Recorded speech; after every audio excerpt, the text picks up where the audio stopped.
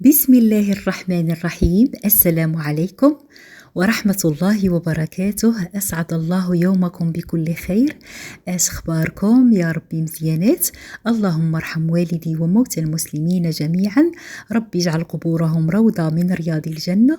اللهم صل وسلم على سيد الخلق محمد عليه أفضل الصلاة وأتم التسليم. مساء الخير ومساء الورد ومساء الأنوار، ومرحبا بكم في قناة فتيحة البدوية. منورني ومشرفني واللي انضموا جداد للقناة باغية نرحب بهم. أهلا وسهلا فيكم، وأكيد متابعاتي القدامات على راسي من الفوق كاملين.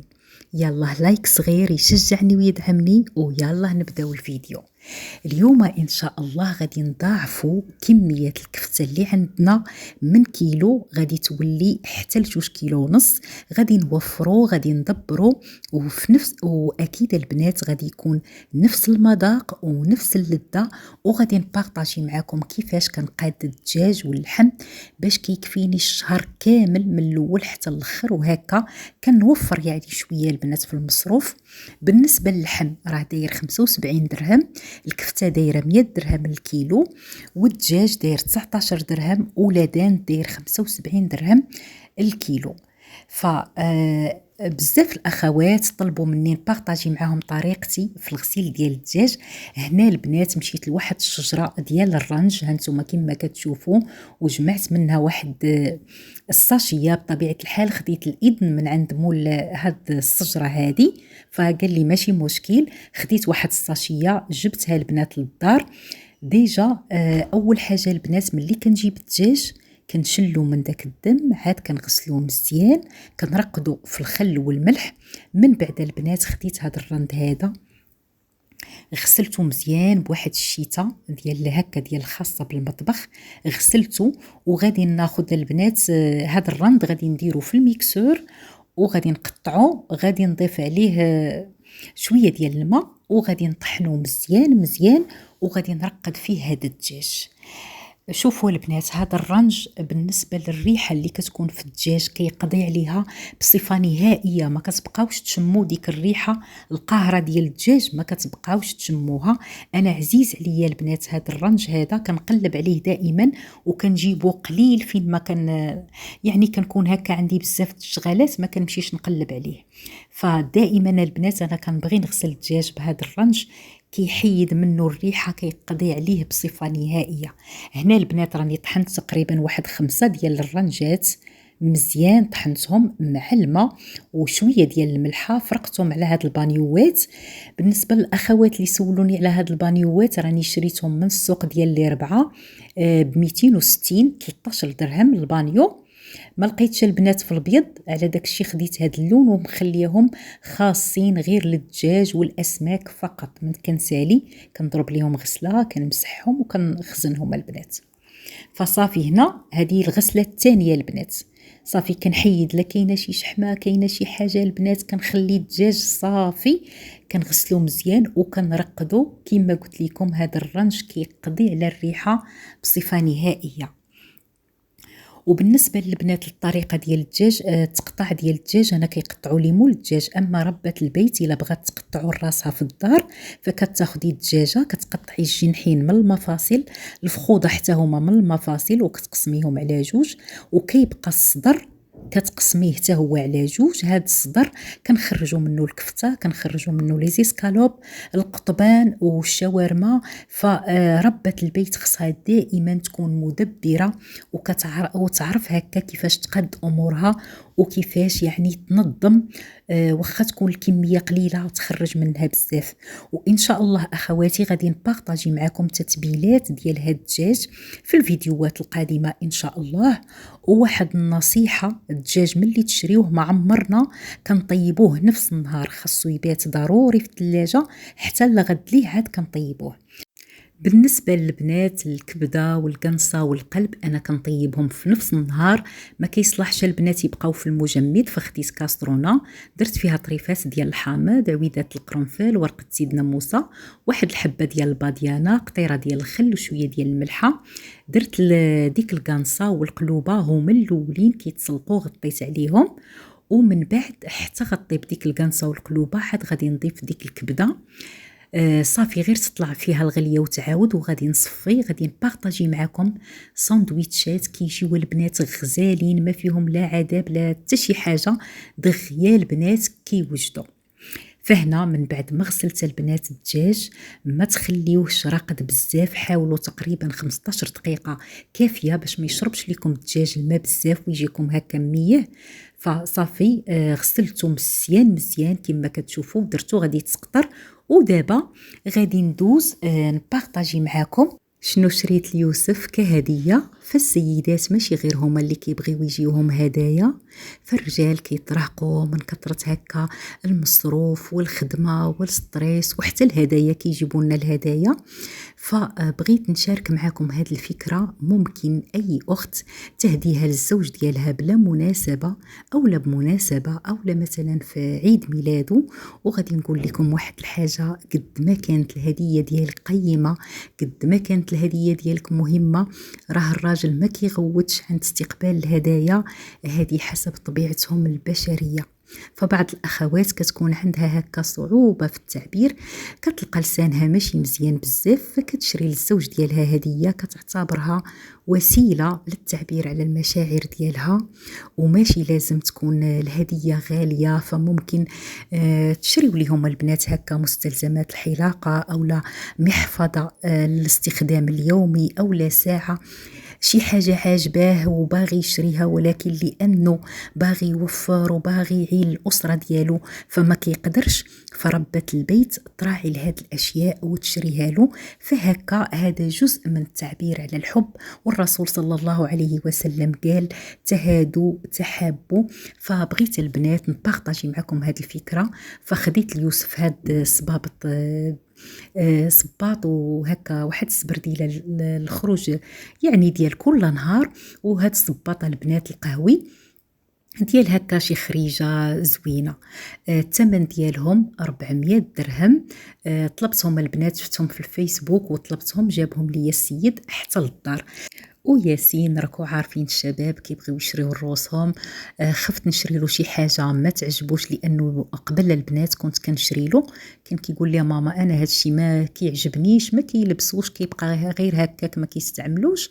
فعطيتو هكا الفلوس حتى يشري لراسو، وتاني حسناء حتى تجي ان شاء الله، وديك الساعات ناخذ ليها لبغات شي حاجه باذن الله. والله يحفظ لكم عائلاتكم ووليداتكم، والله يصلح لكم، الله يصلحهم لكم يا ربي. فهنا غادي ندوزو البنات لهاد الساندويتشات. خديت واحد 2 بصلات قطعتهم شرائح، فلفله حمراء وفلفله خضراء حتى هما قطعتهم على شكل طولي، شويه ديال الزيت والملحه ودرتهم البنات كيطيحوا. هنا من بعد ما طابت ليا ديك القنصه والكبده قطعتهم. وبالنسبه للبصله الخضاريه هذاك الورق ديالها الخضر خليته قطعته رقيق، وغادي نضيفه حتى الاخر مع الكبده. فهنا راني ضفت الكبده. بالنسبه للتوابل درت ليها شويه ديال الكمون، التحميره والبزار فقط. هادشي البنات اللي درت. بالنسبه لهاد الساندويتشات هادو هما التوابل اللي استعملت، وراها البنات كتجي فيهم واحد اللذه ما نقولش لكم. والطريقه اللي بارطاجيت معاكم كيتسلقوا في الاول كتحيد منهم كاع ديك الريحه القاهره. هنا هذه لاصوص بيستو جابها يوسف من بيم، الا بغيتوا ان شاء الله نبارطاجيها معكم تصاوبوها في الدار خليوها لي في التعليقات. صافي وغادي نعمر ليهم الساندويتشات. كان هذا هو الغدا خفيف ظريف. صافي زربت عليهم باش هكا نمشي نقاد الدجاج وندير كل حاجه في بلاصتها. هنا غادي نرجعوا للدجاج من بعد ما تسقطر على خاطرو. صافي غادي نبدا البنات نقادو في بركيطات. هاد الشهر هذا ان شاء الله ما غنديش ندير ليه العطريه، حتى ان شاء الله غادي نبارطاجيها معاكم. بالنسبه للاخوات اللي العائله ديالها كتبغي هكا الحم الراس، السوسيس، القلايه اولا الكرشه، تنوع ليهم وتجيب داكشي اللي غادي يكفيها الشهر كامل. يعني تغسلو وتقادو توقف واحد النهار وتهنى الشهر كامل.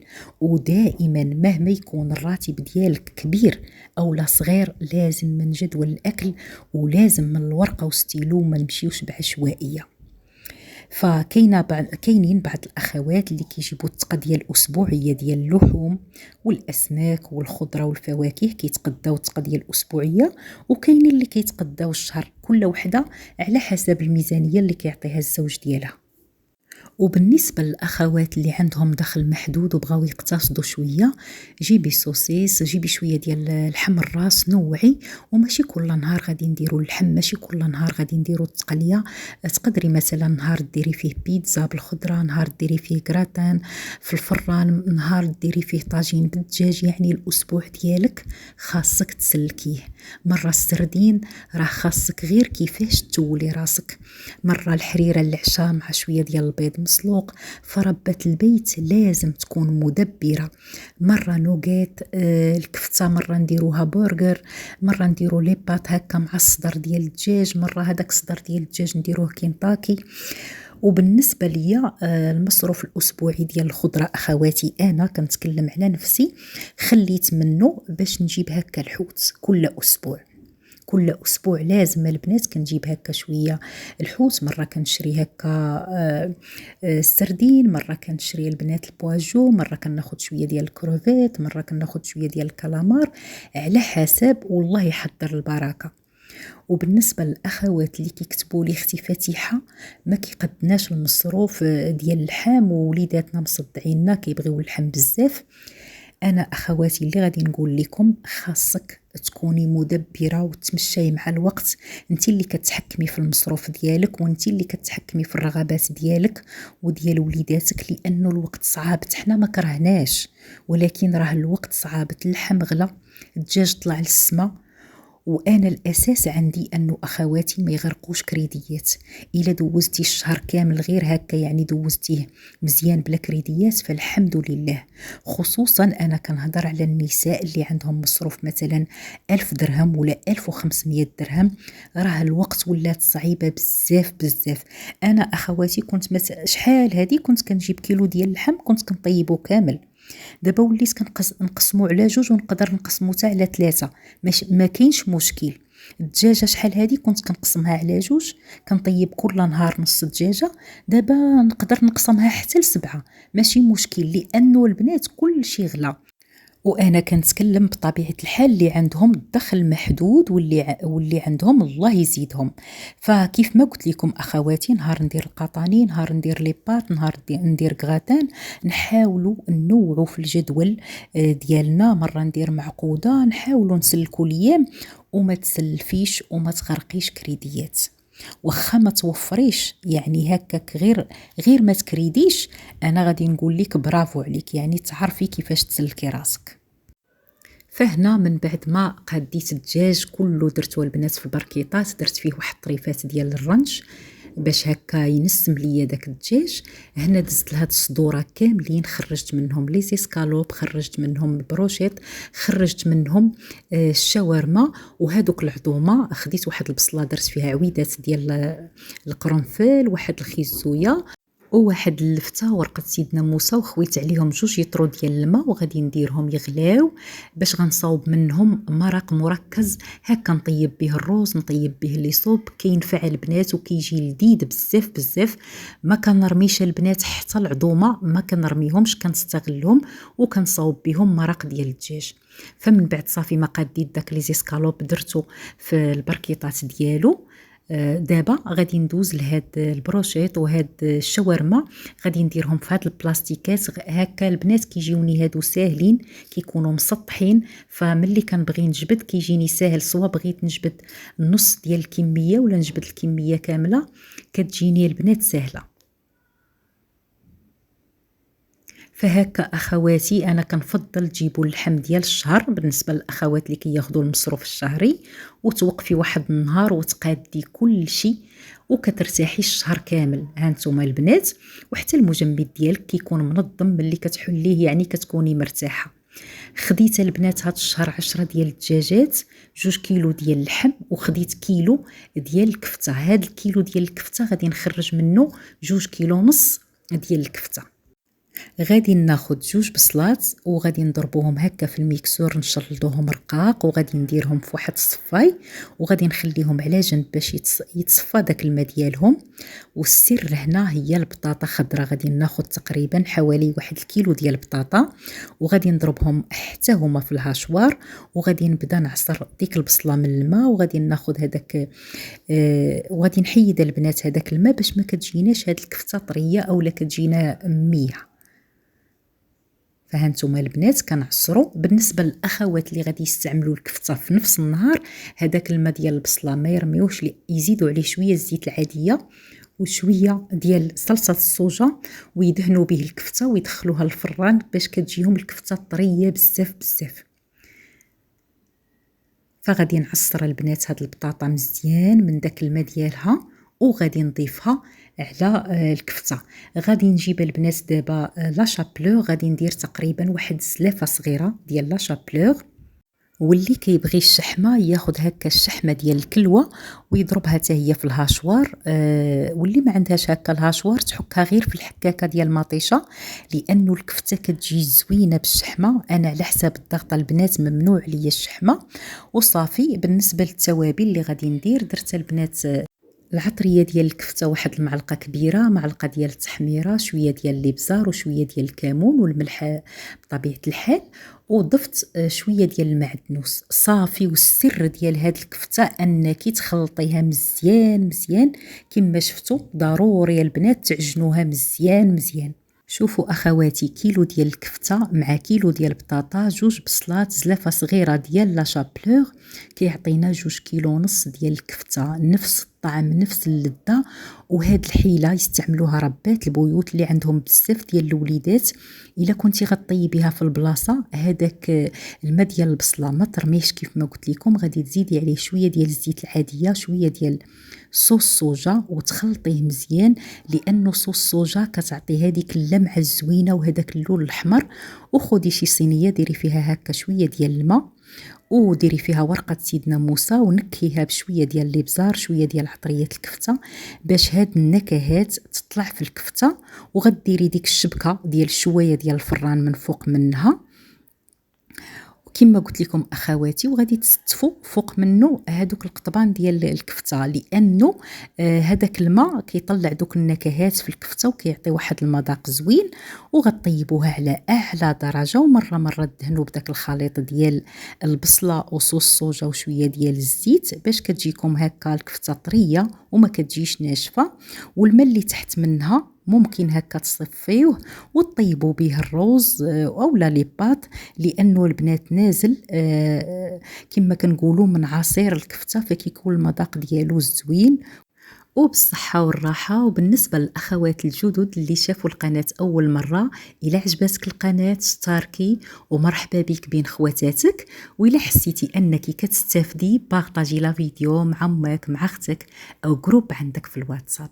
حتى لهنا غنكون وصلت معكم لنهاية الفيديو. ربي يجعلني خيرا مما يظنون واغفر لي ما لا يعلمون ولا تؤاخذني بما يقولون. سبحانك اللهم وبحمدك، أشهد أن لا إله إلا أنت، أستغفرك وأتوب إليك، في رعاية الرحمن.